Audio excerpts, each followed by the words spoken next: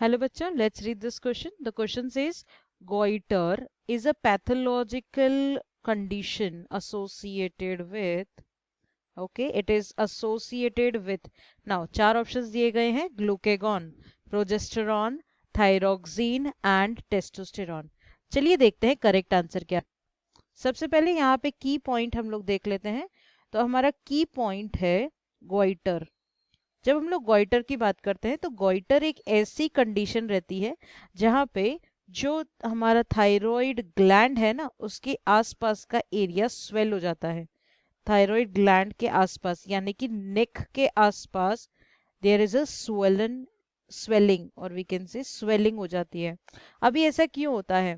Suppose अगर एक कोई इंसान है जिसके डाइट में जरूरी अमाउंट में जो आयोडीन लगता है, नेसेसरी अमाउंट में आयोडीन लगता है, वो नहीं है, तो क्या हो जाएगा? Iodine deficit food that person is consuming. Now what will happen, that person will not be able to produce the essential hormones required for the thyroid gland to function smoothly. जैसे कि हमने सुना है हमें चाहिए थायरोक्सिन। ओके, अब thyroxine कैसे बनता है? Because of the presence of iodine. Okay, T1 and T2 when they combine then the thyroxine is formed, है ना? तो अब ये तो बनेगा ही नहीं, तो ऑटोमेटिकली क्या होगा, जो पिट्यूटरी ग्लैंड है ना वो स्टिमुलेट करता रहेगा, बार बार it will trigger to produce more and more hormones, but the this is not able to, thyroid gland is not able to produce hormones, so क्या होगा, एक kind of swelling आ जाएगी around the neck and that is what is goiter. ठीक है, अब बाकी option भी देख लेते हैं। बाकी है ग्लूकेगॉन।